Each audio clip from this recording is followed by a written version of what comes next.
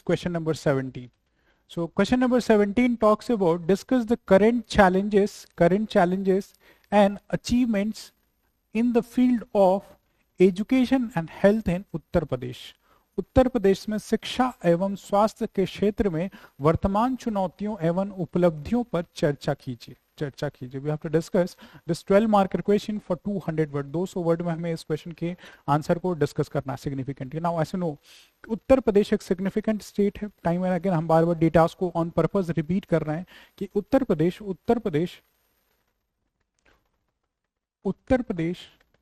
with 17% of India's population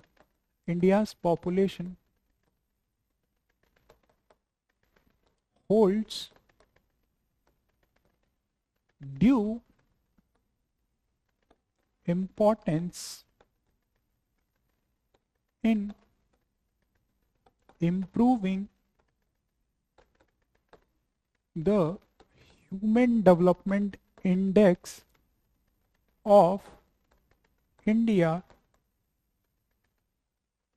significantly from the rank of 134 to current 130 in the Human Development Index.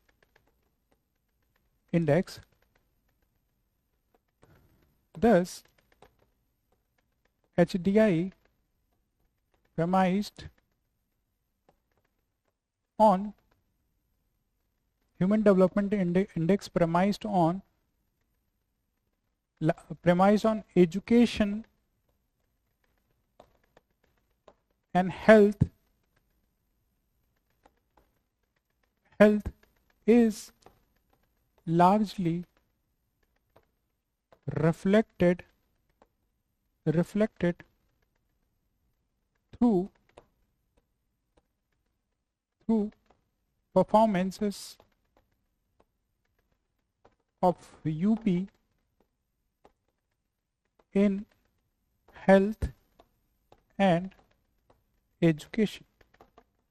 Right, तो इस question के introduction को broadly हम जो है certain use of fact and certain use of ranking के premise पे हम यहाँ पे सब्सटैंशियली रिप्रेजेंट कर सकते हैं कि उत्तर प्रदेश प्रोमिनेंटली जो है इंडिया की 17% ऑफ द इंडियाज पॉपुलेशन को जो है विथहोल्ड करती है एंड ऑफ ए रीसेंट जो ह्यूमन डेवलपमेंट इंडेक्स की जो रैंकिंग इंडिया की आई है इसमें सिग्निफिकेंटली पिछले 3-4 सालों में एक इम्प्रूवमेंट देखने को मिली है। रैंकिंग जो कि 134 थी पिछले 2-3 साल पहले, अब जो है ग्रेजुअली इम्प्रूव करके 134 से इम्प्रूव होके जो ह्यूमन डेवलपमेंट इंडेक्स की रैंकिंग है वो 130 हो चुकी है। राइट, ह्यूमन डेवलपमेंट इंडेक्स की जो रैंकिंग है 130 हो चुकी है। और ये human development index primarily as you know कि हेल्थ इंडिकेटर पे प्रेमाइज्ड है, एजुकेशनल इंडिकेटर्स पे प्रेमाइज्ड है एंड लाइफ एक्सपेक्टेंसी पे प्रेमाइज्ड। 3 पिलर के प्रेमाइज पे जो ह्यूमन डेवलपमेंट इंडेक्स की जो रैंकिंग जनरेट की जाती है। एंड क्योंकि उत्तर प्रदेश की पॉपुलेशन अराउंड 17% है, यानी कि हर 5वां-6वां इंसान जो उत्तर प्रदेश का जो है वो इंडिया का जो है प्रोमिनेंटली यूपी से बिलोंग करता है। दस इन दिस बैकड्रॉप जो ये ह्यूमन डेवलपमेंट इंडेक्स की जो रैंकिंग इंप्रूवमेंट दिखी है वो largely health and education effort in Uttar Pradesh में जो इंप्रूवमेंट देखने को मिली है उसी का एक ब्रीफ रिफ्लेक्शन है। राइट, लेकिन क्योंकि एक certain part of the question हमें यहाँ चैलेंजेस के बारे में बात कर रहा है कि अभी भी ये रैंकिंग क्वाइट एबिसमली लो है। 130 की रैंकिंग इंडिया की है और उत्तर प्रदेश की भी क्योंकि शायद पुअर कंडीशन होगी तो सर्टेन चैलेंजेस को भी ये दिखाता है। दैट मींस ये डेटा एक सब्सटेंशिएट कर रहा है कि हमने ब्रॉडली हेल्थ और एजुकेशन के पर्सपेक्टिव से एक प्रोटोटाइप उत्तर प्रदेश का जो इंडिया को लार्जली कंट्रीब्यूट कर रहा है हेल्थ एंड एजुकेशन के डायमेंशन को कैसे एक reflection through this human development index जो है रिफ्लेक्ट कर रहा है। एंड सिग्निफिकेंटली लो रैंकिंग जो है हमें चैलेंजेस के बारे में भी प्रोमिनेंटली उत्तर प्रदेश की बताती है। राइट, तो एक प्रॉपर यूज ऑफ इंडेक्स का data connecting with human development index और हमारे क्वेश्चन की जो कोर डिमांड है, यहाँ पे कोर डिमांड है हेल्थ और एजुकेशन, इसको जो हमने यहाँ पे इससे लिंक कर दिया और नेशनल पर्सपेक्टिव से भी एक एनालिसिस के पर्सपेक्टिव से हमने इंडिया में लार्जर कंट्रीब्यूशन उत्तर प्रदेश का इन फील्ड में क्या है वो हमने यहाँ पे मेंशन कर दिया है। तो ये हम जो है अपने इंट्रोडक्शन को इस फॉर्म में इन 30 to 40 वर्ड जो प्रोमिनेंटली यहाँ पे रिप्रेजेंट कर सकते हैं। यू कैन सी कि कैसे हमने डेटा यूज किया है, रैंकिंग यूज की है एंड ब्रॉडली उसको जो एनालिटिकल पर्सपेक्टिव से कनेक्ट किया है। अब स्ट्रेट फॉरवर्ड हम आते हैं, सबसे पहले हम अचीवमेंट्स के बारे में बात करेंगे, achievements in the field of health and education, right. सबसे पहले हम अचीवमेंट्स के बारे में बात करेंगे, then we will come to the challenges कि हेल्थ और एजुकेशन के फील्ड में प्रोमिनेंटली उत्तर प्रदेश ने क्या चीज़ें सूटेबली जो है वो की। सबसे पहले एजुकेशन के फील्ड में क्या क्या अचीवमेंट्स इंडिया ने उत्तर प्रदेश ने prominently in these years achieve किए हैं and significantly will come with health के फील्ड में, राइट। तो वी विल सी कि एजुकेशन की बात की जाए तो education as we have already discuss कि एज पर 2011 सेंसस जो उत्तर प्रदेश में जो लिटरेसी रेट है वो 67% है, 67% और significantly mail literacy rate around 77% है and female literacy rate around 67% sorry 57% के अराउंड है, राइट। तो रफली जो है इंडिया की जो उत्तर प्रदेश की जो सेंस लिटरेसी रेट है अराउंड 67% के around as quoted by 2011 census. However, of a recent Ministry of Statistics and Program Implementation की एक रैंकिंग में उन्होंने स्टेट में लिटरेसी रेट को of recent in the year 2023-24 जो डिस्प्ले किया, जिसमें ये मेंशन किया है कि उत्तर प्रदेश की जो literacy rate at present time around 78% है, 78% है। That means gradual increase in literacy, right? Gradual increase in literacy over the years with programs like Sarv Shiksha Abhiyan, right? Human resources के perspective से mid day meal scheme और भी कई सारे scheme जो है। जस्ट फॉर एग्जाम्पल अगर हम हेल्थ की एजुकेशन की बात करें तो एजुकेशन के फील्ड में गवर्नमेंट ने ऑफ रीसेंट जो है ऑपरेशन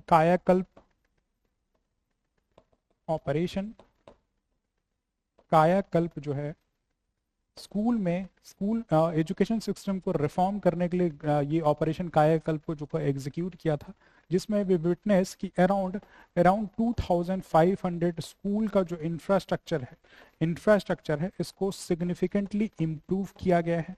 यहाँ पे digital classrooms along with toilets का कंस्ट्रक्शन, ये सारी चीजें थ्रू दिस प्रोजेक्ट कायाकल्प देखने को मिली हैं। एंड सिग्निफिकेंटली वी विटनेस की annual survey of education report ने ये हाईलाइट किया था कि जो लर्निंग आउटकम्स हैं वो एबिस्मली पुअर हैं। बेसिक न्यूमेरेसी भी जो स्टूडेंट्स हैं उनमें बहुत ही पुअर है। क्लास 5th के स्टूडेंट जो है ग्रेजुअली जो है नंबर्स को स्टडी नहीं कर पाते, लेकिन with significant development, with significant improvement it has been found कि जो लर्निंग आउटकम्स जो कि इनिशियली 30% थी, ग्रेजुअली अब जो है इंक्रीज होके 50% के अराउंड जो है लर्निंग आउटकम्स देखने को मिली है। यानी कि एक gradual improvement in learning outcomes देखा जा रहा है। सब्सटैंशली जो बेसिक न्यूमरेसी का जो पर्सपेक्टिव था इनिशियली 11% था, it has increase to more than 20% से भी ज्यादा। अब basic numeracy in the field of education जो एक प्रेसिंग इशू था उत्तर प्रदेश में, ये सिग्निफिकेंटली इंप्रूव हुआ है। 10 कुछ जो हमने यहाँ कोट किया कि लिटरेसी रेट जो है वो ओवर द टाइम बढ़ी है, कहाँ से डेटा आया ये हमने बताया। सब्सिक्वेंट हमने देखा कि इंफ्रास्ट्रक्चरल रिफॉर्म में भी ऑपरेशन कायाकल्प बनाया गया है। एंड सब्सटैंशली विल सी कि लर्निंग आउटकम जो एक प्रेसिंग इशू था उस पर भी कहीं ना कहीं सूटेबली एड्रेस किया गया। एंड सिग्निफिकेंटली कुछ और प्रेसिंग इशूज अगर हम देखें तो प्राइमरी लेवल पे ऑल्दो ग्रॉस एनरोलमेंट रेशियो जो है उत्तर प्रदेश में अराउंड 100% है, लेकिन सेकेंडरी और हायर एजुकेशन में सिग्निफिकेंट ड्रॉप डाउन था। लेकिन with over the time secondary education में ग्रेजुअली हमने we have witnessed a gradual percentage increase in secondary education में gross enrolment significantly higher, higher education में भी of a recent gross enrolment ratio जो with time जो बढ़ता गया है। एंड सब्सटैंशली कुछ और डायमेंशन की बात करें अगर एजुकेशन के सेक्टर में, तो एजुकेशन के सेक्टर में जो रूरल उत्तर प्रदेश है, रूरल उत्तर प्रदेश जो यंग डेमोग्राफी है, इसमें जो स्टेम एजुकेशन में जो स्टूडेंट्स का एनरोलमेंट है, स्टेम एजुकेशन में जो स्टूडेंट्स का एनरोलमेंट है, दैट मीन साइंस, टेक्नोलॉजी और इंजीनियरिंग और मैथमेटिक्स में, रूरल उत्तर प्रदेश के स्टूडेंट का पॉपुलेशन नेशनल एवरेज से भी ज्यादा है, नेशनल एवरेज से भी स्टेम में, स्टेम कल्चर में ज्यादा है। That means for example certain districts like Hathras, Hathras में around more than 60% of the population जो है इस स्टेम एजुकेशन में अपने स्टूडेंट्स को एनरोल किया। दैट मीन्स कि education system in Uttar Pradesh is prominently more skill oriented, more outcome oriented move होते हुए साइंस, टेक्नोलॉजी, इंजीनियरिंग, मैथमेटिक्स की तरफ मूव कर रही है। दैट मीन्स आने वाले टाइम में फ्यूचर उत्तर प्रदेश की जो सोसाइटी है with this reforms in education जो है इनोवेशन, रिसर्च एंड डेवलपमेंट के बिहाफ पे प्रेमाइज्ड होगी, राइट। एंड सब्सटैंशली जो जेंडर का पर्सपेक्टिव है, जो 2011 सेंसस में around 57% of the education literacy rate था, और drop out rate female candidates का more particularly secondary and higher education में हाई था। उसके an number of socio economic causes, puberty, menstrual cycle, family की कंडीशन, उसकी वजह से फीमेल ड्रॉप आउट बहुत ज़्यादा था, राइट, सेकेंडरी और हायर एजुकेशन में। तो उसको ध्यान में देते हुए बेटी बचाओ बेटी पढ़ाओ स्कीम जैसी गवर्नमेंट स्कीम्स एंड प्रोग्राम में significantly women drop outs, female drop outs को रिड्यूस किया और उनका पार्टिसिपेशन एजुकेशन सिग्निफिकेंटली इंप्रूव किया है। तो ये कुछ अचीवमेंट्स हैं रिलेटेड टू एजुकेशन, एजुकेशन से रिलेटेड कुछ अचीवमेंट्स हैं जो कि हम यहाँ ब्रॉडली मेंशन कर सकते हैं इन पॉइंट्स को, राइट। यहाँ पे हम मेंशन कर सकते हैं कि क्या क्या एजुकेशन में अचीवमेंट जो है प्रोमिनेंटली उत्तर प्रदेश ने अभी ऑफ रिसेंट जो है अचीव किया। नाउ अगर हेल्थ की बात करें, हेल्थ की बात करें हम अगर यहाँ पे, right, will talk about health sector. Health sector में ग्रेजुअली उत्तर प्रदेश ने क्या सिग्निफिकेंट अचीवमेंट की है, तो with due measures life expectancy जो है, लाइफ एक्सपेक्टेंसी उत्तर प्रदेश में जो ग्रेजुअल इंडिविजुअल्स की हैं वो इम्प्रूव हुई हैं as per national family health survey 5। Life expectancy gradually improve है, उसमें वुमेन का as as compare to the male, as compare to the male counterpart quite higher है। तो हेल्थ के पर्सपेक्टिव से ये देखने को मिला है। जो मैटरनल मोर्टेलिटी रेट है, जो मैटरनल मोर्टेलिटी रेट है वो सिग्निफिकेंटली रिड्यूस हुआ है, सिग्निफिकेंटली रिड्यूस हुआ है। It stands around 167 to initial higher level पे था। तो एमएमआर मैटरनल मोर्टेलिटी रेट जो है ग्रेजुअली जो है डिक्रीज हुआ है। एंड सिग्निफिकेंट ड्यू मेजर्स भी देखने को मिले हैं, जैसे related to health and nutrition, health and nutrition के पर्सपेक्टिव से उत्तर प्रदेश ने सिग्निफिकेंट इंप्रूवमेंट देखा है। Just for example schemes like mid day meal scheme and Poshan Abhiyan ने जो है जो न्यूट्रिशन और नरिशमेंट के पर्सपेक्टिव से उत्तर प्रदेश में सिग्निफिकेंटली हेल्थ इंडिकेटर्स को विद टाइम जो है ग्रेजुअली इंप्रूव किया है। तो कुछ इंप्रूवमेंट्स जो ये आपको देखने को मिल रही है इन द हेल्थ सेक्टर, जिसने उत्तर प्रदेश को जो है सिग्निफिकेंटली इंप्रूव किया है। एंड इंफ्रास्ट्रक्चरल रिफॉर्म्स की बात की जाए, तो इंफ्रास्ट्रक्चरल रिफॉर्म्स की बात की जाए तो मेडिकल कॉलेजेस का नंबर इंक्रीज हुआ। जस्ट फॉर एग्जांपल 18 नए न्यू मेडिकल कॉलेजेस की अनाउंसमेंट अभी यूपी के बजट में की गई है, एंड सिग्निफिकेंटली हर एक डिस्ट्रिक्ट में यूपी की वन डिस्ट्रिक्ट 1 मेडिकल कॉलेज, यानी कि हर एक 75 डिस्ट्रिक्ट ऑफ उत्तर प्रदेश में हर एक 75 डिस्ट्रिक्ट ऑफ उत्तर प्रदेश में प्रोमिनेंटली जो है मेडिकल एजुकेशन के इंफ्रास्ट्रक्चर को प्रमोट करने के लिए ड्यू मेजर्स रखा गया है। सब्सटैंशियली इंफ्रास्ट्रक्चरल रिफॉर्म्स की बात करें तो गोरखपुर अलॉन्ग विथ रायबरेली में जो है एम्स जैसे इंस्टीट्यूशन जो इस्टेब्लिश किए गए, राइट, एम्स जैसे इंस्टीट्यूशन जो इस्टेब्लिश किए गए। सिग्निफिकेंटली जापानीज इंसेफेलाइटिस जैसा इशू जो डिस्ट्रिक्ट लाइक गोरखपुर में जो है प्रोएक्टिवली वहाँ के बच्चों को इन्फेक्ट करता था। इस पे जापानीज इंसेफेलाइटिस को क्योर करने के लिए ड्यू इफेक्टिव मेजर्स जो लिए गए हैं। सब्सिक्वेंट ई रिफॉर्म्स लिए गए हैं। E reform just for example medical में जो e Kavach, e Sanjeevani, primary health centres का expansion, right, primary health centres का एक्सपेंशन, अराउंड 2,500 के आसपास हैं। और district hospital in 75 districts of Uttar Pradesh, around 800 district hospitals all over Uttar Pradesh हैं, जो कि सिग्निफिकेंट हेल्थ इंप्रूवमेंट के बारे में प्रोमिनेंटली जो है ओवर द टाइम अचीवमेंट्स के बारे में हमें यहाँ मेंशन कर सकते हैं। So these are the point जिसको हम अचीवमेंट्स में यहाँ लिख सकते हैं कि क्या क्या achievements over the time health और एजुकेशन के सेक्टर में विद डेटा फैक्ट और यूपी के बजट का मेंशनिंग कर सकते हैं कि उत्तर प्रदेश में सिग्निफिकेंटली जो अचीव किया है। नाउ सिग्निफिकेंट जो अब हम चैलेंजेस पे आते हैं, चैलेंजेस में इन ब्रीफ हम इस पे जो है क्या क्या challenges related to education and health है वो हम यहाँ पे मेंशन करेंगे second part of the answer में। तो second part of the answer में एजुकेशन से रिलेटेड क्या चैलेंजेस हैं, एजुकेशन से रिलेटेड क्या चैलेंजेस हैं। अब एजुकेशन से रिलेटेड सिमिलर चैलेंजेस हैं कि ऑल्दो प्राइमरी लेवल पे जो हमने डिस्कस किया कि ग्रॉस एनरोलमेंट रेशियो जो है अराउंड 99% है, बट सेकेंडरी सेकेंडरी लेवल पे gross enrolment ratio less than 70% है।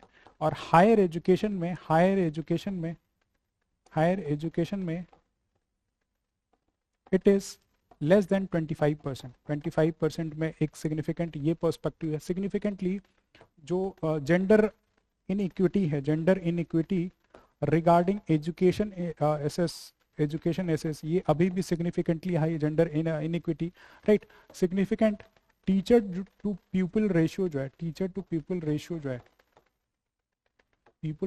है ये इनएडिक्वेट है, ये एक चैलेंज है। एंड सर्टेनली फिर से हम कोट करेंगे annual survey of education report, जिसने basic numeracy and poor learning outcome की तरफ हाईलाइट किया था, ये सिग्निफिकेंटली हायर है उत्तर प्रदेश में। तो इस पे चैलेंजेस अभी भी परसिस्ट करते हैं रिगार्डिंग एजुकेशनल सिस्टम रिफॉर्म्स, जो कि उत्तर प्रदेश में सिग्निफिकेंट इंप्रूवमेंट की in this perspective of education sector जरूरत है, राइट। वहीं पे अगर हेल्थ की बात करें, हेल्थ के पर्सपेक्टिव से अगर बात करें, राइट, हेल्थ के डायमेंशन से चैलेंजेस की बात करें तो उत्तर प्रदेश में अभी भी हेल्थ की अगर हम बात करें तो मैटरनल मोर्टेलिटी क्वाइट हाई है as compare to the national average. Maternal mortality quite high है, जो कि यूपी में अराउंड 167 है, राइट। यूपी में 167 है। और वहीं अगर इंडिया की बात करें, इंडिया एज ए नेशन की बात करें, तो इंडिया एज ए नेशन जो है अराउंड 94 टू 97 के आसपास जो है एक रफ फिगर है, इस पे जो है मैटरनल मोर्टेलिटी रेशियो है।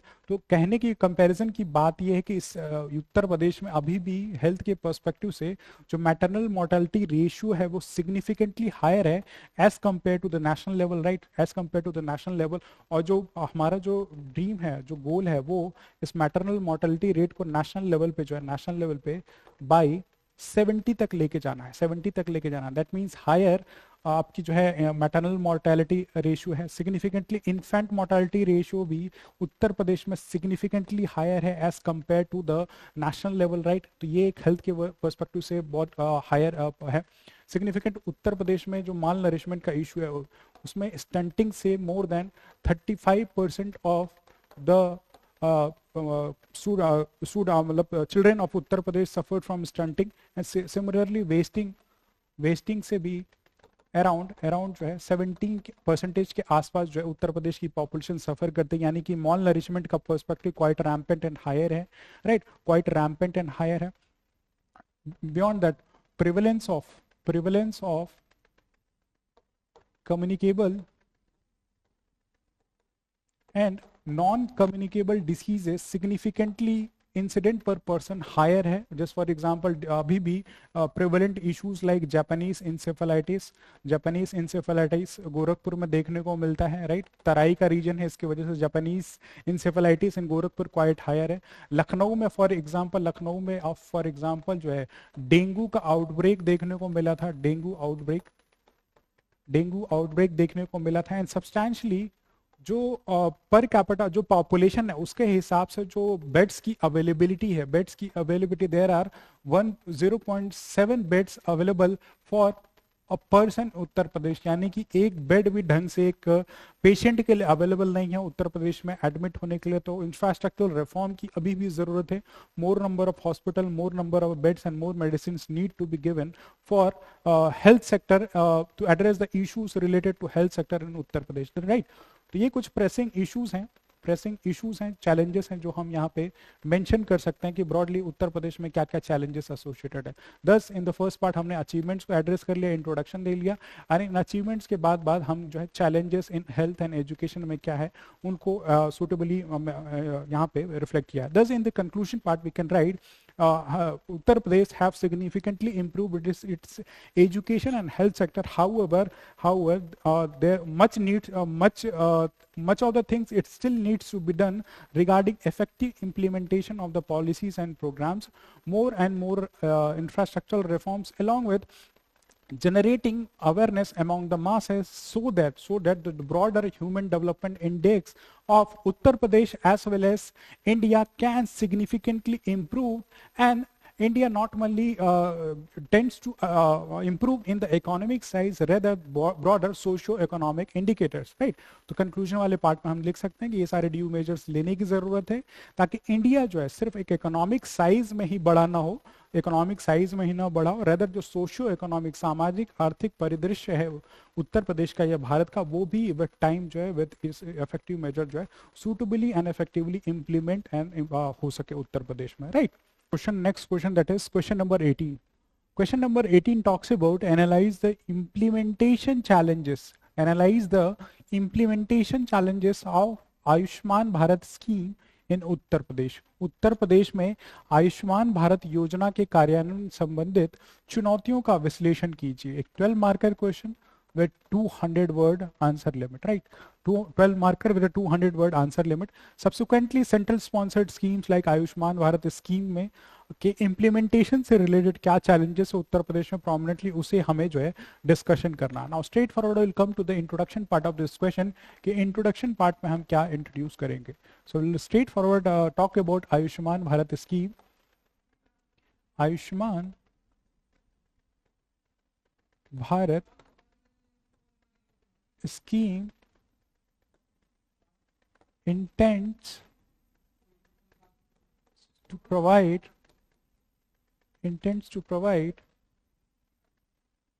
a family insurance cover of rupees 5 lakh per family for treatment of secondary and tertiary diseases in government as well as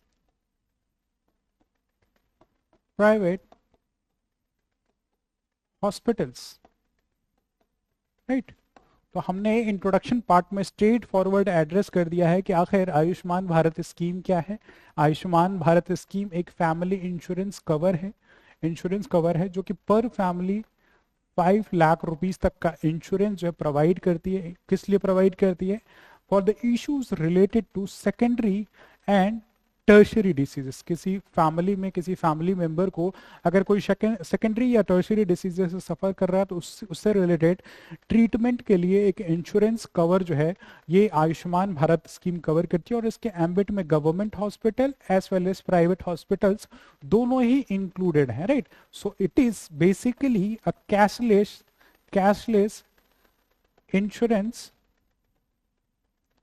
insurance program, right. Introduction में हम जो है ये in this 20 to 30 words prominently Ayushman Bharat scheme को जो है अपने introduction में स्ट्रेट फॉरवर्ड जो है हम ऐसे मेंशन कर सकते हैं. Now will come to challenges associated. Straight forward हमसे डिमांड कर रहा है कि चैलेंजेस क्या एसोसिएटेड है regarding its schemes implementation in Uttar Pradesh. Challenges in implementation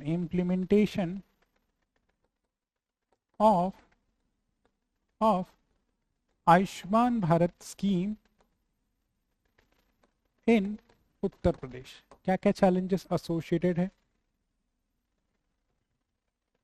so we need to write about it कि क्या क्या चैलेंजेस प्रोमिनेंटली यहाँ उत्तर प्रदेश में आयुष्मान भारत स्कीम से एसोसिएटेड है, राइट? तो सबसे पहला जो चैलेंज इससे एसोसिएटेड है वो है under utilization of the benefits of the scheme, under utilization of benefits of a scheme. How underutilization? So as a reference, around 50 million Ayushman cards has been dispersed to families in Uttar Pradesh, but around 2.5 million admissions in hospitals have taken place, right? Have taken place. That shows a skewed ratio. अब ऐसा नहीं कि 50 million सबको Ayushman card मिला हुआ तो सारे के सारे एक साथ बीमार पड़ जाएंगे, लेकिन फिर भी effectively irrespective of the Ayushman cards that has been given to the family, that is 50 million of Ayushman cards, अभी भी हॉस्पिटल्स में थ्रू दिस आयुष्मान कार्ड का यूटिलाइजेशन quite rampantly low है. That shows underutilization of this benefits of this program. उसके लिए क्या perspective responsible है? Maybe there's a lack of awareness among the masses, जो कि इस स्कीम के इम्प्लीमेंटेशन में एक रोड ब्लॉक बना हुआ है, राइट? इस स्कीम के इम्प्लीमेंटेशन में एक रोड ब्लॉक बना हुआ है. सब्सिक्वेंट कुछ और ड्यू पॉइंट्स हैं जो कि रिस्पॉन्सिबल है उसके इफेक्टिविटी में, इसके इम्प्लीमेंटेशन में एक चैलेंज बनने से related, that is lack of infrastructure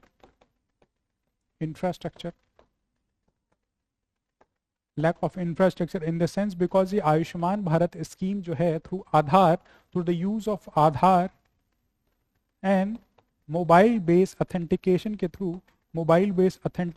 through जो है पेशेंट्स को जो है एडमिट किया जाता है. लेकिन जो हॉस्पिटल्स हैं जो हैं, राइट, जो प्रोमिनेंट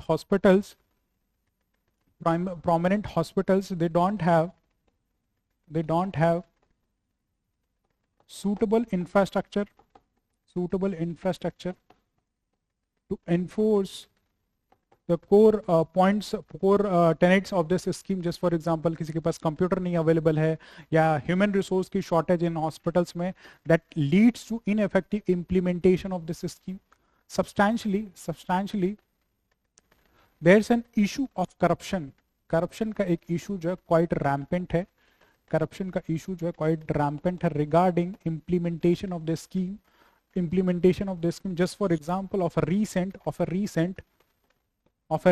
it was highlighted कि one mobile number significantly for जितने भी पेशेंट जो एडमिटेड थे, राइट, जितने भी पेशेंट्स एडमिटेड थे through this Ayushman Bharat card scheme, उन सारे पेशेंट का सिर्फ एक सिंगल मोबाइल नंबर देखने को मिला था.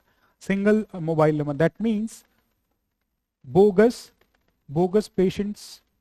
बोगस पेशेंट्स या घोस्ट पेशेंट्स हैं ही नहीं, और उनके बिहाफ पे जो है आयुष्मान भारत स्कीम का जो इंश्योरेंस का क्लेम है through single mobile number claim किया गया था, ताकि मॉनेटरी बेनिफिट जो ये इंफ्रास्ट्रक्चर हॉस्पिटल्स हैं ये उठा सकें, राइट? तो ये करप्शन का इशू बेस इसके लिए एक इनएफेक्टिविटी को एड्रेस करता है कि जो जेन्युइन पेशेंट्स हैं उनको ये बेनिफिट नहीं मिल रहा है, रेदर मॉनेटरी बेनिफिट्स के लिए बोगस पेशेंट्स या for that matter ghost patients through this एक मोबाइल नंबर देखा गया था जिसमें 500-600 जो पेशेंट्स को एडमिट या इंश्योरेंस क्लेम किया था, उनका एक सिंगल एक ही मोबाइल नंबर उनका डाला हुआ था. तो ये एक बहुत बड़ा रैम्पेंट इशू है. Beyond subsequent delay in payments, ये भी एक मेजर है जो कि इस स्कीम के इफेक्टिव इम्प्लीमेंटेशन में कहीं ना कहीं एक रोड ब्लॉक बना हुआ है. Delay in payments in what? Because this scheme is all about cashless payment. Cashless payment पे प्रेमाइज होता है. एंड कैशलेस पेमेंट पे होने के लिए जो पेशेंट्स हैं उनका जब ऑथेंटिकेशन आधार और मोबाइल के थ्रू होता है, वो एडमिट होता है, उनको ट्रीटमेंट होता है. लेकिन जो गवर्नमेंट के थ्रू जिन पे हॉस्पिटल्स को जो पेमेंट होने वाला होता है all because of this treatment, वो एबिसमली डिले होता है, डिलेड होता है. तो जो हॉस्पिटल्स के थ्रू एक रिलक्टेंस देखी गई है ऐसे आयुष्मान कार्ड के थ्रू जो पेशेंट्स हैं उनको एडमिट करने में. तो डिले इन पेमेंट्स भी एक सिग्निफिकेंट इंफ्रास्ट्रक्चरल ब्लॉक देखने को मिला है. बियॉन्ड सर्टेन माल प्रैक्टिसेस भी देखने को मिली हैं. Just for example the patients those who have used the Ayushman cards for their treatment, उनसे जो है सप्लीमेंट्री कैश की डिमांड की गई है. सप्लीमेंट्री कैश, एडिशनल कैश की मांग की गई कि आप और पैसा दीजिए. राइट. इंश्योरेंस का तो एक लूप होल है कि आप हॉस्पिटल में एडमिट होंगे, जितने की ड्यू ट्रीटमेंट उससे कहीं ज्यादा क्लेम जो इंश्योरेंस में बना दिया जाता है और उसके बियॉन्ड कैश की भी डिमांड की जाती है. राइट. तो माल प्रैक्टिसेस के पर्सपेक्टिव से सप्लीमेंट्री कैश डिमांड भी एक रैम्पेंट इशू है, जो कि ये आयुष्मान भारत स्कीम के इनइफेक्टिव इम्प्लीमेंटेशन में कहीं ना कहीं एक रोड ब्लॉक बना हुआ है. राइट. तो ये एक प्रेसिंग इशू है. बियॉन्ड कुछ और इशू हैं जैसे infrastructural bottlenecks.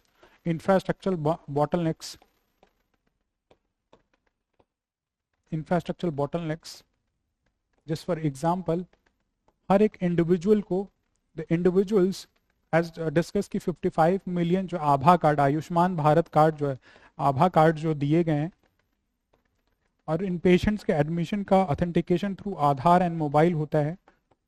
But due to certain regions, due to technical glitch or something की authentication अगर ना हो तो patients जो हैं they are denied admissions in the hospitals. तो ये इंफ्रास्ट्रक्चरल बॉटलनेक भी क्वाइट एक प्रेसिंग इशू है. And to a certain state कोई effective grievance redressal, absence of effective and timely grievance redressal mechanism नहीं अवेलेबल है. अब पेशेंट हॉस्पिटल में एडमिट है, गया है आयुष्मान कार्ड लेके कि भाई मैं एडमिट हूंगा, इंफ्रास्ट्रक्चरल बॉटलनेक्स आगे कि हॉस्पिटल से एडमिट नहीं कर रहे, पैसा है नहीं, तो अब वो क्या करेगा?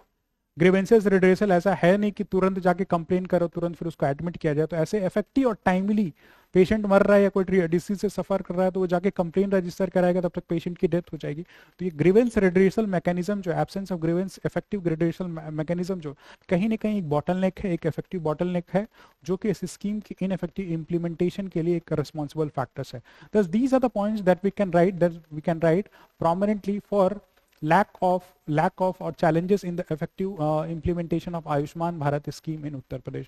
तो ये जो है 5-6 पॉइंट्स जो है आपने with suitable example, data and fact and real life जो करंट एग्जांपल हैं, जैसे हमने यहाँ डिस्कशन किया कि सिंगल मोबाइल नंबर या बोगस पेशेंट या घोस्ट पेशेंट्स का जो है for the issues of corruption को परपेचुएट करने के लिए हॉस्पिटल्स ये होती हैं. Thus these are the points that we can write, and hence in the end, in the conclusion part, we can write, thus with effective suitable grievance redressal mechanism along with timely disbursal of the payments to the hospital, and ensuring more number of hospitals, be it private or public, be included within this ambit of Ayushman Bharat scheme, so that effectivity, the core principle or core tenet of Ayushman Bharat scheme, can be suitably implemented in due soul and spirit in Uttar Pradesh. तो ये suitable reforms हम measure कर सकते हैं. Right. एक ये भी pressing issue है कि अभी जो है मेजॉरिटी ऑफ द बहुत सारे हॉस्पिटल जो हैं, राइट, आयुष्मान भारत स्कीम के एम्बिट में रजिस्टर्ड नहीं है. यानी कि अगर पेशेंट जाते हैं, few of the hospitals are within this Ayushman Bharat scheme, तो more and more number of hospitals को भी ले आने की जरूरत है ताकि इफेक्टिव इंप्लीमेंटेशन इस स्कीम का हो सके. तो these are the points that we can write for this question, and suitably जो है इन पॉइंट्स हम एड्रेस कर सकते हैं. Question that is question number 19. So the question number 19 talks about analyze the impact of non-governmental organizations on women empowerment and child welfare in Uttar Pradesh. Uttar Pradesh में महिला सशक्तिकरण एवं बाल कल्याण पर गैर सरकारी संगठनों के प्रभाव का विश्लेषण करें। एक 200 word answer for a 12 marker question. हमें प्रोमिनेंटली यहाँ नॉन गवर्नमेंटल ऑर्गेनाइजेशन जो उत्तर प्रदेश में फंक्शन कर रही हैं उनके रोल रिगार्डिंग वुमेन एम्पावरमेंट, महिला सशक्तिकरण और चाइल्ड वेलफेयर दैट इज बाल कल्याण के लिए क्या role non governmental organization play कर रही है, ये हमें जो है प्रोमिनेंटली बताना है in Uttar Pradesh. Now straightforward introduction पे आते हैं कि इंट्रोडक्शन में व्हाट विल राइट हम एड्रेस करेंगे। Non governmental organizations are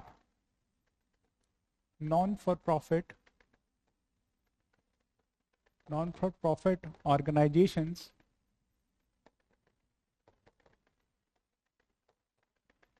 that help in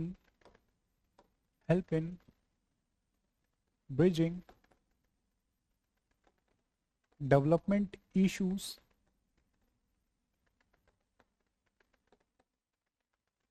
related to society,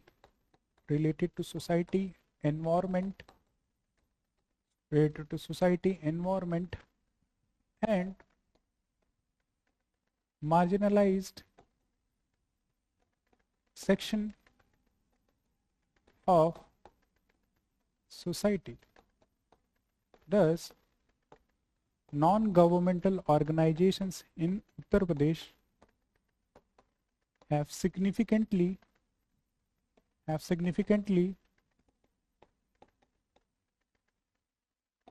strengthened the democratic principles as well as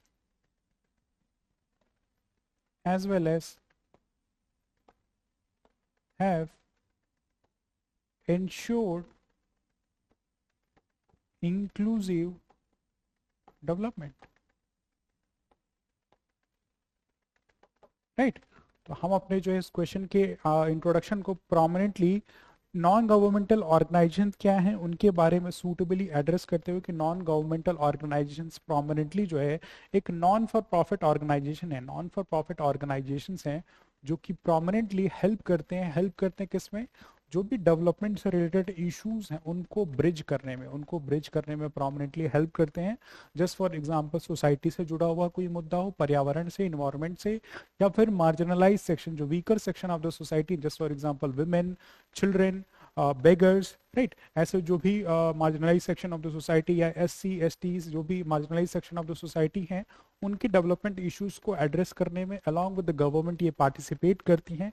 and significantly इसी बिहाफ पे ये बोला जाता है कि उत्तर प्रदेश में जो डेमोक्रेटिक प्रिंसिपल्स हैं, क्योंकि नॉन गवर्नमेंटल ऑर्गेनाइजेशन का active participation in policy making, in policy implementation, तो ये जो डेमोक्रेटिक प्रिंसिपल्स को प्रोमिनेंटली जो स्ट्रेंथन करती है और एक समावेशी विकास हो सके, सबका डेवलपमेंट हो सके, तो इंक्लूसिव डेवलपमेंट को भी प्रोमिनेंटली नॉन गवर्नमेंटल ऑर्गेनाइजेशन इन उत्तर प्रदेश प्रोमिनेंटली जो है हेल्प करती है राइट। तो हमने ब्रॉडली यहाँ पे एक ब्रीफ सा इंट्रोडक्शन इन दिस 30 वर्ड्स के अराउंड में जो है यहाँ पे दे दिया विद दिस कीवर्ड्स कि नॉन गवर्नमेंटल ऑर्गेनाइजेशन का प्रोमिनेंटली गवर्नेंस के प्रोसेस में या एक सोसाइटी में क्या रोल है। नाउ स्ट्रेट फॉरवर्ड हम आएंगे, क्वेश्चन की जो कोर डिमांड है, role of NGOs in Uttar Pradesh and with specific reference of women and children।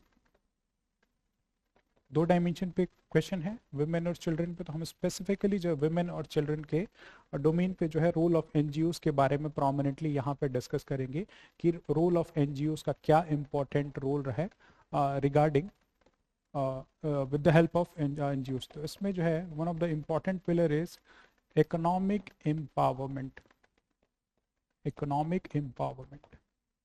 Just for example, NGOs like विद्युत सखी जो कि विमेन इंडिविजुअल्स को ट्रेन करती हैं, कैपेबल करती हैं कि जो इलेक्ट्रिसिटी से रिलेटेड जो बिल का कलेक्शन है, बिल का collection in Uttar Pradesh prominently ये विद्युत सखीज जो हैं, विद्युत सखी जो है प्रोमिनेंटली ये गांव गांव जाएंगी और बिल का जो कलेक्शन करेंगी, जो भी इलेक्ट्रिसिटी से रिलेटेड बिल आया हुआ इन इन इन उनको जो है विद्युत सखी बोलते हैं। तो ये gender inclusivity along with economic empowerment, gender inclusivity along with economic empowerment को प्रोमिनेंटली प्रोमिनेंटली ये जो एनजीओ है ये हेल्प कर रहा है। सिग्निफिकेंटली कुछ और पैरामीटर्स रिगार्डिंग अगर इकोनॉमिक एम्पावरमेंट की बात की जाए तो NGOs like NGOs working for state rural livelihood mission have ensured for development of entrepreneurship in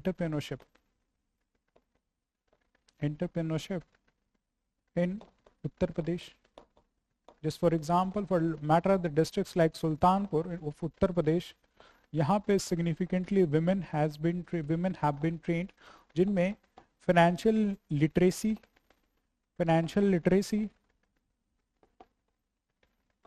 along with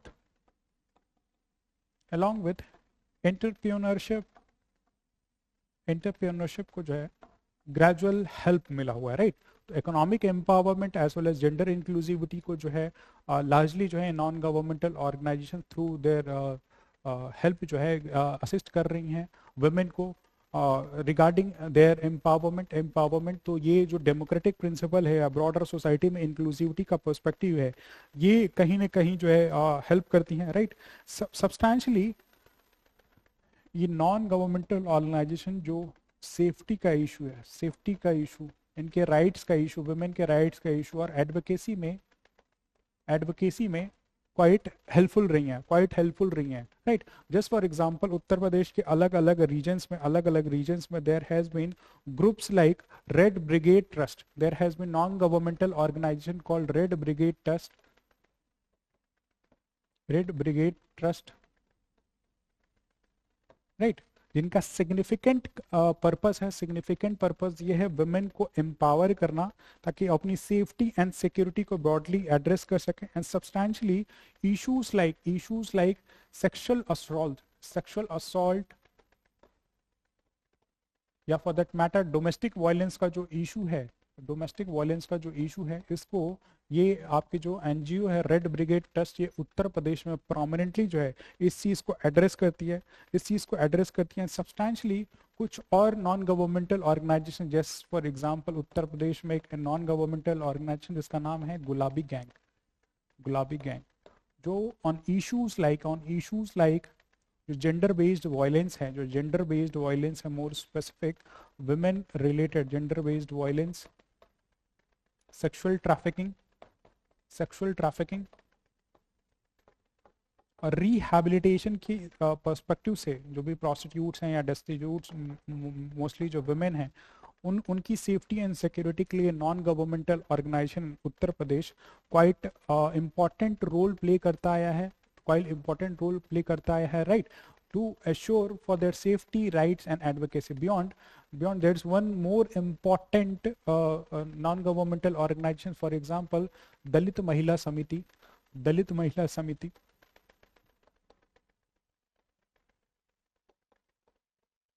ये नॉन गवर्नमेंटल ऑर्गेनाइजेशन प्रोमिनेंटली जो वुमेन शेड्यूल कास्ट वुमेन है उनके राइट्स को इम्प्लीमेंट एश्योर करने के लिए एडवोकेट करते हैं। तो ये दलित महिला समिति जो है प्रोमिनेंट एक इम्पॉर्टेंट इनिशिएटिव जो है for development of Uttar Pradesh women serve करती है। बियॉन्ड हेल्थ की अगर बात करें तो एनजीओज लाइक योगा इनिशिएटिव जो है रूरल एरियाज में जो वुमेन हैं उनको योगा के बेनिफिट के बारे में जाके बताते हैं ताकि अपनी फिजिकल फिटनेस पे through adoption of yoga in their life जो है प्रोमिनेंटली जो है इसको अडॉप्ट कर सके और उनका हेल्थ और वेलबींग पे जो है ब्रॉडली ये चीज़ें एड्रेस की जा सके। तो ये प्रोमिनेंट जो है हम आप यहाँ पे जो है देख सकते हैं कि वुमेन के लिए जो है प्रोमिनेंटली कैसे ये नॉन गवर्नमेंटल ऑर्गेनाइजेशन एक इम्पॉर्टेंट रोल प्ले करते हैं। Now if you come to the children, for the childrens के लिए विल सी की foundations like Akshay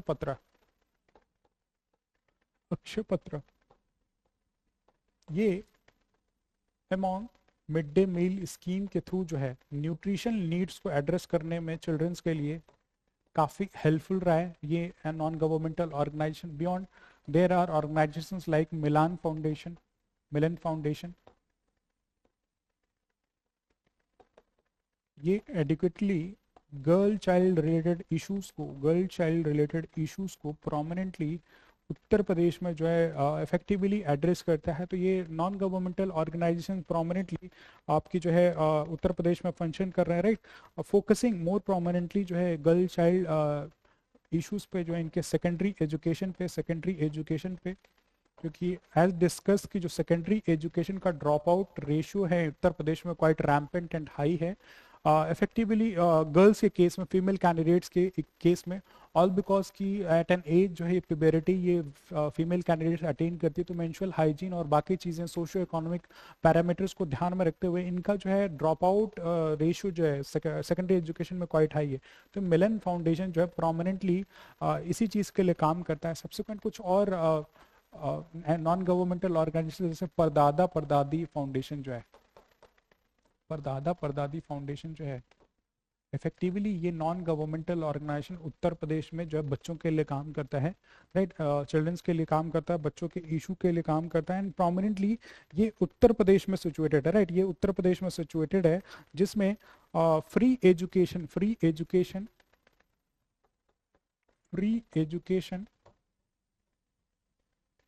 for girls from class 3rd to class 12 जो है फ्री एजुकेशन जो है ये फाउंडेशन देता है। मोर प्रोमिनेंटली ये वाराणसी में सिचुएटेड है। ये नॉन गवर्नमेंटल ऑर्गेनाइजेशन जो कि चिल्ड्रन के इशू से एसोसिएटेड काफ़ी जो है फंक्शन करता है। Beyond nutrition and early childhood development के लिए, nutritional and early childhood development को ध्यान में रखते हुए, nutritional and early childhood development के लिए non governmental organisation like Nandghar, Uttar Pradesh में non governmental organisation like Nandghar जो है इफेक्टिवली काम करता है, जिसमें चिल्ड्रन में जो न्यूट्रिशनल और आपकी जो है अर्ली चाइल्डहुड डेवलपमेंट के लिए जो भी रिक्वायरमेंट होती है उनको सूटेबली एड्रेस करता है। And beyond there are non governmental organization जो कि इन बच्चों के एडवोकेसी, इनके राइट के लिए एडवोकेसी में quite rampant and quite proactive रहा है, जो कि प्रोमिनेंटली इन चिल्ड्रन जो कि मार्जिनलाइज सेक्शन है, इनकी इश्यूज को कोई भी एड्रेस करने के लिए इतना इफेक्टिवली नहीं, जो ऑर्फेंस हैं, जो डेस्टिट्यूट्स हैं। तो these are the non governmental organization जो कि वुमेन अलॉन्ग विद चिल्ड्रन के इशू में प्रोमिनेंटली जो उत्तर प्रदेश में फंक्शन कर रही हैं, एंड इफेक्टिवली डेमोक्रेटिक सोसाइटी को एनहेंस करते हुए जो हमने ब्रॉडर डिस्कस किया कि इंक्लूसिविटी का मैटर प्रमोट करना है, समावेशी विकास हो। तो जो मार्जिनलाइज सेक्शन, जो दलित हैं, जो महिलाएं हैं, जो बच्चे हैं, उनके राइट्स को एडवोकेट करना, उनकी नीड्स एंड रिक्वायरमेंट को ये नॉन गवर्नमेंटल ऑर्गेनाइजेशन इन उत्तर प्रदेश प्रोमिनेंटली एड्रेस करती हैं। एंड जो भी resources and requirement along with जो भी लीगल मेजर्स हैं उनके इफेक्टिव इम्प्लीमेंटेशन में नॉन गवर्नमेंटल ऑर्गेनाइजेशन जो है सूटेबली काम करती हैं अलग अलग districts of Uttar Pradesh. Thus in the conclusion part we can write कि non governmental organisations have played an effective role in ensuring inclusive development of the Uttar Pradesh and visualize and ensuring that core dream of Ramaraj या फिर सबका साथ सबका विकास is duly addressed through the active participation of these non-governmental organizations in Uttar Pradesh। Conclusion के part में हम ऐसे 20 से 30 वर्ड में जो अपने कंक्लूजन को रख सकते हैं, जो कि कोर थीम जो सबका साथ सबका विकास या राम राज्य की जो कल्पना हम रखते हैं कि सभी लोग खुश हों, या समावेशी विकास की जो हम बात करते हैं, सबका साथ सबका विकास की जो बात करते हैं, वो ये नॉन गवर्नमेंटल ऑर्गेनाइजेशन जो सब्सटैंशियली जो हेल्प करती है।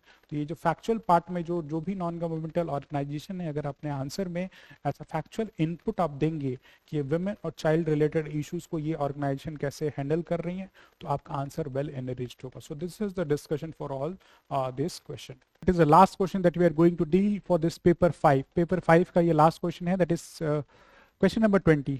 Question number 20 talks about analyse how innovation in agriculture and micro small medium enterprises is impacting employment generation in Uttar Pradesh.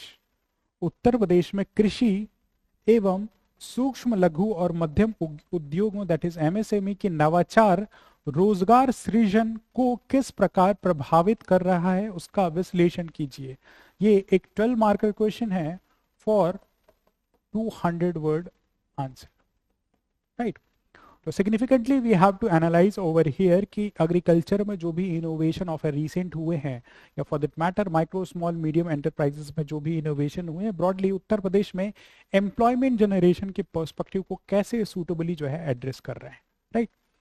So how we need to proceed, the question introduction for this answer is question के introduction को हम कैसे proceed करेंगे, will significantly we have to address about agriculture, और दूसरे segment में हमें micro small medium enterprises को effectively address करना है। Then we can suitably यहाँ पे हम mention कर सकते हैं कि agriculture in Uttar Pradesh significantly contributes around 24% of state GDP, or for that matter economy, and employs around 60% of population, 60% of population, and significantly the micro small medium enterprises in Uttar Pradesh are prominently around 95 lakhs, significantly boosting the manufacturing base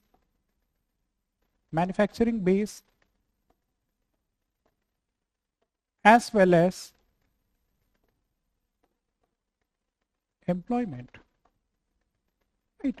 तो question हमसे 2 dimension में यहाँ पे आपको जो है agriculture sector के बारे में इनोवेशन की बात कर रहा था। सब्सटेंशियली सेकंड पार्ट में जो क्वेश्चन जो है माइक्रो स्मॉल मीडियम एंटरप्राइजेस के बारे में डिस्कस कर रहा था।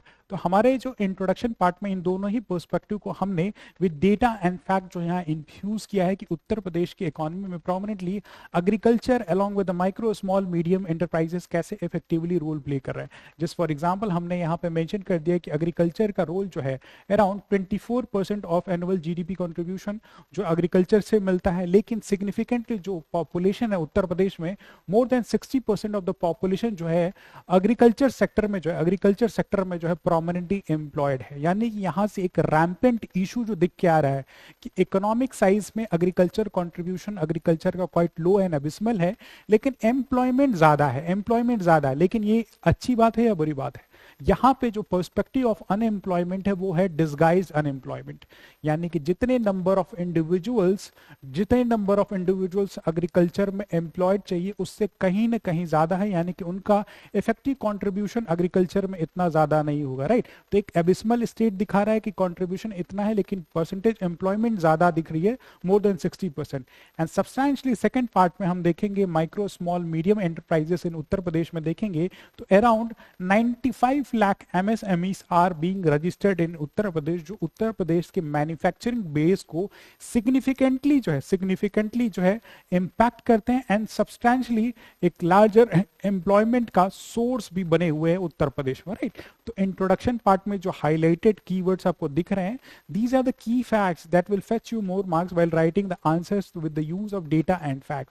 डेटा एंड फैक्ट गवर्नमेंट के बजट या इनके सोर्सेस के थ्रू जो इन्फ्यूज किए गए, राइट। नाउ अब सेकंड जो है हमारा जो core demand of the question है कि innovation in agriculture and MSME broadly कैसे एम्प्लॉयमेंट को उत्तर प्रदेश में सिग्निफिकेंटली ये जो है इंपैक्ट करते हैं।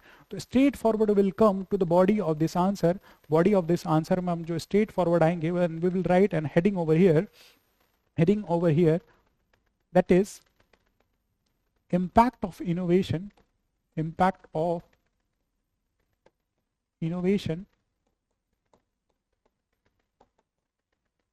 in agriculture and MSMEs. For that matter इसको और प्रेजेंटेशनल डिफरेंस क्रिएट करने के लिए स्ट्रेट फॉरवर्ड हम impact of innovation in Uttar Pradesh and broadly दो पिलर्स पे हमारी बात हो रही है. एक तो एग्रीकल्चर की बात की जा रही है एंड सब्सटेंशियली जो सेकंड पार्ट है of the question that is micro small medium enterprises. Right, इस पे जो है प्रोमिनेंटली इनोवेशन की बात की जा रही है कि इनोवेशन इन एग्रीकल्चर सिग्निफिकेंटली कैसे एम्प्लॉयमेंट जनरेशन में एम्प्लॉयमेंट को ब्रॉडली इम्पैक्ट कर रहा है. नाउ हमने डिस्कशन किया कि 24% इकोनॉमिक कंट्रीब्यूशन है लेकिन 60% से ज़्यादा इंडिविजुअल्स एग्रीकल्चर में एम्प्लॉयड हैं. यानी कि एग्रीकल्चर में अगर इनोवेशन किया जा रहा है, इनोवेशन इन एग्रीकल्चर अगर किया जा रहा है तो इशूज लाइक डिस्गाइज्ड अनएम्प्लॉयमेंट जो है इसको सिग्निफिकेंटली रिड्यूस किया जा सकता है. यानी कि जितने नंबर ऑफ इंडिविजुअल्स एग्रीकल्चर में रिक्वायर्ड हैं खेती करने के लिए उतने ही हों. बाकी जो लेबर फोर्स हम सब्सटेंशियली किसी और इंडस्ट्री में लगा सकते हैं. और ये पॉसिबल कैसे होगा? Technical innovation like mechanization of the farms. Just for example of a recent government ने जो एग्रीकल्चर सब्सिडीज दी हैं उसमें जो ट्रैक्टर का सेल है, ट्रैक्टर्स का जो सेल है प्रोमिनेंटली उत्तर प्रदेश में सिग्निफिकेंटली इम्प्रूव हुआ है. राइट, यानी कि फार्म्स पर जो है ट्रैक्टर का जो है यूटिलाइजेशन किया जाएगा, मशीन का यूटिलाइजेशन किया जाएगा तो ह्यूमन की रिक्वायरमेंट सिग्निफिकेंटली रिड्यूस होगी. तो issues like disguise unemployment through innovation in agriculture prominently जो एड्रेस किया जा सकता है. substantially with the initiatives like one nation digital commerce जो ONDC जैसे प्लेटफॉर्म पे significant farmer producers organisations of Uttar Pradesh जो है अभी इन्होंने रजिस्ट्री की है. राइट, तो technological infusion in the form of ONDC platforms have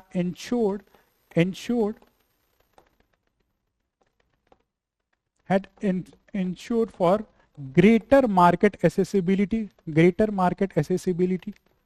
right, greater market accessibility दे रहे हैं एंड सब्सटैंशियली कॉम्पिटिटिव प्राइजेस भी अपने एग्रीकल्चर प्रोड्यूस का इस ऑनलाइन प्लेटफॉर्म्स पे जो इनको मिल रहा है. दैट मीन्स जो फार्मिंग प्रैक्टिसेस या एग्रीकल्चर प्रैक्टिसेस है quite remunerative in nature. That means कि जो एम्प्लॉयमेंट की पर्सपेक्टिव है, एम्प्लॉयमेंट का perspective regarding supply and chain की इशू में जो है supply and chain in goods के सप्लाई चेन में मोर and more number of individuals जो है एम्प्लॉयड होंगे. सप्लाई चेन जो है कहीं ना कहीं एम्प्लॉयमेंट जनरेशन उत्तर प्रदेश में करेगा सब्सटैंशियली, क्योंकि through competitive prices better commodity prices मिल रहे हैं. यानी कि जो एग्रीकल्चर जो सब्सिस्टेंस एग्रीकल्चर हम कर रहे थे उत्तर प्रदेश में प्रोमिनेंटली, अब जो है वो कमर्शियल एग्रीकल्चर की तरफ मूव करेगा. Right, you are getting the prices for the commodities being sold. So commercialisation of agriculture prominent Uttar Pradesh में होगा. That means scaling of business जो एग्रीकल्चर आपका जो इंडस्ट्री है वो प्रोमिनेंटली उसकी स्केलिंग होगी, क्योंकि आप प्रॉफिट अर्न कर रहे हो तो उसको स्केल करने के लिए आप जो है सोचोगे तो वो इन टर्न क्या करेगा, वो इन टर्न ब्रॉडर जो है आपके एम्प्लॉयमेंट को, उसके लिए आपको वर्कफोर्स की जरूरत होगी. राइट, फूड प्रोसेसिंग इंडस्ट्रीज बनाएंगे आप, या फिर मेगा फूड पार्क जो बनाए जा रहे हैं. For that matter mega food parks in districts of Raebareli and Varanasi, यहाँ पे मेगा फूड पार्क बनाए गए. तो ये क्या है? It is the resultant of innovation in agriculture के प्रेमाइस पे ही ये सारी चीजें की जा रही है. राइट, ये कुछ बेनिफिट्स हैं. बियॉन्ड दैट अभी ऑफ अ रीसेंट ड्रोन दीदी जैसा कंसेप्ट जो सेंट्रल गवर्नमेंट ने शुरू किया है. अब ड्रोन दीदी क्या है? एग्रीकल्चर के फील्ड में जो है फर्टिलाइजर्स के डिस्बर्सल के लिए, फर्टिलाइजर्स स्प्रेड करने के लिए, पेस्टिसाइड स्प्रेड करने के लिए जो है यूजुअली जो है ह्यूमन डिपेंडेंसी होनी पड़ती थी और इतना इनइफेक्टिव मेजर था ये. इफेक्टिविटी से जो है फर्टिलाइजर्स स्प्रेड नहीं किए जाते थे, उनका जो क्वांटम ऑफ वैल्यू है वो ज्यादा होता था, ज्यादा फर्टिलाइजर आप यूज करेंगे. लेकिन through the use of innovative technologies like drone का यूज करके जो है पेस्टिसाइड का डिस्बर्सल किया जाएगा. और इसको ऑपरेट कौन कर रहा है? इसको ऑपरेट कर रही है विमेन, विमेन ऑपरेट कर रही हैं, राइट। तो एक substantial source of income through innovation in agriculture, innovation in agriculture prominently employment के पर्सपेक्टिव से जेंडर इंक्लूसिविटी को भी ये मेजर जो है सब्सटैंशियली यहाँ पे जो है प्रमोट कर रहा है, राइट। जेंडर इंक्लूसिविटी ये क्या है? ऐसा resultant of innovation in agriculture की भाई आदमी की जगह मशीन, ड्रोन यहाँ पे फर्टिलाइजर डिस्बर्स करेगा, राइट। तो ये चीजें हम मेंशन कर सकते हैं। बियॉन्ड दैट सब्सटैंशियली अभी जो है उत्तर प्रदेश में जो है जल जीवन मिशन को जो है इफेक्टिवली यहाँ पे इंप्लीमेंट किया जा रहा है। यहाँ पे वाटर कंजर्वेशन के बारे में बात की जा रही है, तालाब बनाए जाएंगे, पॉन्ड्स बनाए जाएंगे, एंड एग्रीकल्चर के साथ साथ ट्रीज का प्लांटेशन जो भी वाटर कंजर्वेशन में हेल्प करे वो भी एक ब्रॉडर एग्रीकल्चर का ही डोमेन है। यहाँ पे भी वुमेन का एक स्पेसिफिक रोल है। ऐसे जो वुमेन यहाँ पे इन्वॉल्व हुई उनको जल दीदी, यहाँ पे ड्रोन दीदी और यहाँ पे जल दीदी, राइट। ये वुमेन जो है ये जल जीवन मिशन जो मोटर ऑपरेटर्स हैं जो वाटर कंजर्वेशन या piped water supply in the rural areas in Uttar Pradesh prominently करेंगे, ये वुमेन लेड डेवलपमेंट ही है, राइट। वुमेन लेड ही ये सारा प्रोसीजर ऑपरेट होगा। तो जेंडर इंक्लूसिविटी का perspective in the dimension of employment as well as empowerment through innovation in agriculture prominently in Uttar Pradesh, ये सारी चीजें देखने को मिल रही हैं। Thus, these are the following points we can suitably mention over here. Substantially अगर कुछ और एक दो पॉइंट मैं यहाँ पर डिस्कस करना चाहूँ, जस्ट फॉर एग्जांपल ई-नैम जैसा पोर्टल जो बनाया गया, राइट। ई-नैम नेशनल एग्रीकल्चर मिशन को जो है सब्सटैंशियली ई-नैम पोर्टल के थ्रू जो है लिंक किया गया है, राइट। ई-नैम पोर्टल के थ्रू जो लिंक किया गया है, तो उत्तर प्रदेश में जो भी मंडीज हैं यहाँ पे जो मिडिल मैन का रोल था वो सिग्निफिकेंटली अब रिड्यूस हो चुका। ऑल टुगेदर फार्मर्स अपने एग्रीकल्चर प्रोड्यूस को इस ई-नैम पोर्टल पे रजिस्टर कर सकते हैं और मिडिल मैन जब खत्म हो गया तो उनके लिए कॉस्ट इफेक्टिव हो गया अपने ग्रेन्स को सेल करना एंड क्योंकि national along with international market को वो सूटेबली एड्रेस कर रहे हैं, तो ब्रॉडली एम्प्लॉयमेंट के पर्सपेक्टिव से एक मोर अवेयरनेस के पर्सपेक्टिव ज्यादा राइज होगा कि एक फार्मर को अब बिचौलिया नहीं है, मिडिल मैन नहीं है, तो फार्मर को पता है कि उसकी जो कमोडिटी जो भी एग्रीकल्चर प्रोड्यूस है उसका real cost in the international या नेशनल मार्केट क्या है, और उस हिसाब से अपने आने वाली जो seasonal cycle of agriculture produce है उसको वो कर सकेगा, राइट। तो ऐसे एग्रीकल्चर इनोवेशन भी सूटेबली उत्तर प्रदेश में क्वाइट इफेक्टिव है जो कि एम्प्लॉयमेंट को ब्रॉडली अफेक्ट कर रहे हैं। Now will come to the second dimension that is MSME. Micro small medium enterprises में जो इनोवेशन का पर्सपेक्टिव है ब्रॉडली एम्प्लॉयमेंट को कैसे एड्रेस कर रहा है, will deal it in a quick manner as discuss कि उत्तर प्रदेश में अराउंड 95 लाख एमएसएमईज हैं, एमएसएमई एंड ये सिग्निफिकेंट एम्प्लॉयमेंट जो है उत्तर प्रदेश में प्रोवाइड करते हैं। And micro small medium enterprises में आप देखेंगे कि मेल के साथ साथ फीमेल का रोल जो है क्वाइट इंपॉर्टेंट और क्रूशियल हो जाता है। जो माइक्रो स्मॉल जो छोटे लघु उद्योग हैं उसमें महिलाओं का जो रोल है वो बहुत इंपॉर्टेंट होता है। घरों में आप देखेंगे कि जो फैमिलीज हैं वहां पे 4-5 लोग मिलकर एक बिजनेस रन कर रहे हैं जिसमें वुमेन जो है फीमेल जो है इक्वल पार्टिसिपेटिव है regarding production of the goods. Just for example innovation की बात करें अगर हम माइक्रो स्मॉल मीडियम एंटरप्राइजेस में, तो for that matter one district one product scheme जो है उत्तर प्रदेश की, राइट। उत्तर प्रदेश के हर एक डिस्ट्रिक्ट से that is 75 district of Uttar Pradesh में ट्रेडिशनल गुड्स को आइडेंटिफाई किया गया है जिनका potential for export significantly high है, उनको आइडेंटिफाई किया गया है ताकि इस गुड्स को through proper packaging standardization along with suitable marketing करके इनको national as well as international market में सेल किया जा सके। दैट मीन्स कि जो लोकल लेवल पे micro small medium enterprise regional level पे उनमें उनकी जो बिजनेस की जो स्केलिंग हो रही है। जस्ट फॉर एग्जाम्पल ये जो वन डिस्ट्रिक्ट वन प्रोडक्ट है as estimated around 2 lakh jobs का जनरेशन जो है उत्तर प्रदेश में प्रोमिनेंटली इस स्कीम ने किया है, राइट। कैसे किया है? ऑल बिकॉज इनोवेशन हो रहा है, आप इनोवेट कर रहे हैं, प्रोडक्ट्स हैं जैसे फॉर एग्जांपल बनारस की सिल्क साड़ीज है, लखनऊ की चिकन कड़ी है, चिकन कढ़ाई की जो आप उनके टेक्सटाइल्स है, ब्रॉडली मुरादाबाद में जो ब्रासवेयर है, आजमगढ़ में आप ब्लैक पॉटरीज, इन निजामाबाद की बात करें तो ये सारे जो है क्या है वन डिस्ट्रिक्ट वन प्रोडक्ट का हिस्सा है जो कि प्रोमिनेंटली लोकलाइज्ड इकोनॉमी को ब्रॉडली इंपैक्ट कर रहा है, जो कि एक inclusive development in the form of employment generation addressing the gender perspective that is male as well as female. ये सारे सारे जो है बेनिफिट इसका उठा पा रहे हैं, राइट। बियॉन्ड दैट एमएसएमई में स्केलिंग की बात की जाए तो टेक्नोलॉजिकल इन्फ्यूजन के थ्रू जो हैवी इंडस्ट्रियलाइजेशन का पर्सपेक्टिव था कि आपको ज़्यादा से ज़्यादा लैंड एक्वायर करना, तभी आप अपने बिजनेस को बड़ा कर सकते हैं। लेकिन यहाँ टेक्नोलॉजिकल इन्फ्यूजन आप करेंगे तो इफेक्टिविटी एक कमरे से बैठ के, एक रूम से बैठ के जो है एक बड़ी कंपनी जैसे अमेजन जैसी ई कॉमर्स जैसी कंपनी अगर इंटरनेशनली इस्टेब्लिश की जा सकती है, तो माइक्रो स्मॉल मीडियम एंटरप्राइजेस जो है वो भी इन उत्तर प्रदेश प्रोमिनेंटली जो इस चीज़ में हेल्प कर सकता है, राइट। जैसे फॉर एग्जाम्पल ई कॉमर्स एक प्लेटफॉर्म है डी हार्ट जो एग्रीकल्चर प्रोड्यूस को थ्रू ई कॉमर्स जो एक्सपोर्ट करता है। ये इमर्जिंग जो माइक्रो स्मॉल मीडियम एंटरप्राइजेस या जो बिजनेस एंटिटी है सिग्निफिकेंटली एम्प्लॉयमेंट एनहेंस कर रहा है for the logistic sector, supply and chain में। डिलीवरी के लिए आपको इंडिविजुअल चाहिए, वो कहाँ से मिलेंगे? वो उत्तर प्रदेश में through this innovation in platform से ही मिलेंगे। तो सिग्निफिकेंट ऐसे जो है innovation prominently through innovation in micro small medium enterprises जो सिग्निफिकेंटली ब्रॉडली जो है उत्तर प्रदेश में एम्प्लॉयमेंट को रीडिफाइन कर रहा है, रीजनरेट कर रहा है। सिग्निफिकेंटली गिग प्लेटफॉर्म्स का इमरजेंस भी through this innovation in micro small medium enterprises में धीरे धीरे डेवलप हो रहा है। जैसे कुछ बिजनेसेस होते हैं सीजनल इन नेचर होंगे, राइट। सीजनल इन नेचर जो एमएसएमईज काम करती हैं, राइट, किसी भी एग्रीकल्चर प्रोड्यूस। जैसे फॉर एग्जांपल कोल्ड ड्रिंक की मैन्युफैक्चरिंग हो रही है। कोल्ड ड्रिंक क्या है? सीजनल प्रोडक्ट है, आपको गर्मियों में पीने के लिए ज्यादा डिमांड होती है, राइट। रेफ्रिजरेटर या एसी की मैन्युफैक्चरिंग हो रही है, सीजनल डिमांड है। तो उसके लिए क्या चाहिए? आपको सीजन में एम्प्लॉयज चाहिए। तो ये गीग प्लेटफॉर्म का जो डेवलपमेंट है, जो कि आने वाले टाइम पीरियड में बाय 2030 अराउंड 35 मिलियन जॉब्स जो है जनरेट करेगा, 35 मिलियन जॉब्स इंटरनेशनली जनरेट करेगा। एक significant employment opportunity while doing innovation in micro small and medium enterprises in Uttar Pradesh prominently जो है ये एम्प्लॉयमेंट अपॉर्चुनिटीज को सिग्निफिकेंटली इंपैक्ट करेंगे। So these are the broader points that we can mention कि कैसे broader level पे innovation in agriculture and micro small medium enterprises in Uttar Pradesh जो है सिग्निफिकेंटली जो है एम्प्लॉयमेंट को इम्पैक्ट करते हैं।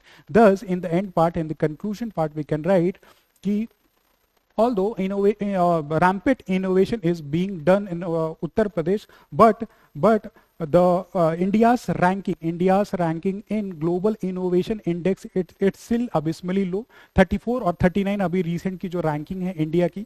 तो innovation अगर broader innovation जो अगर किया जा रहा है उत्तर प्रदेश में prominently, तो इंडिया की global innovation की ranking improve होगी और इंडिया का image at a broader scale जो improve होगा। In turn it will significantly address the issue of जो एम्प्लॉयमेंट का पर्सपेक्टिव, जो इंडिया की जो इकोनॉमी बोली जाती है कि जॉबलेस ग्रोथ हो रही है, वो सूटेबली कहीं ना कहीं ऐसे एड्रेस हो सकती है। So these are the points that we can need to write for this question का model answer. And I believe कि substantiate value addition along with the examples के थ्रू आप इस क्वेश्चन के आंसर को सूटेबली जो है फॉर अ 200 वर्ड आंसर जो है एड्रेस कर सकते हैं। सो this is all for this paper 5 discussion.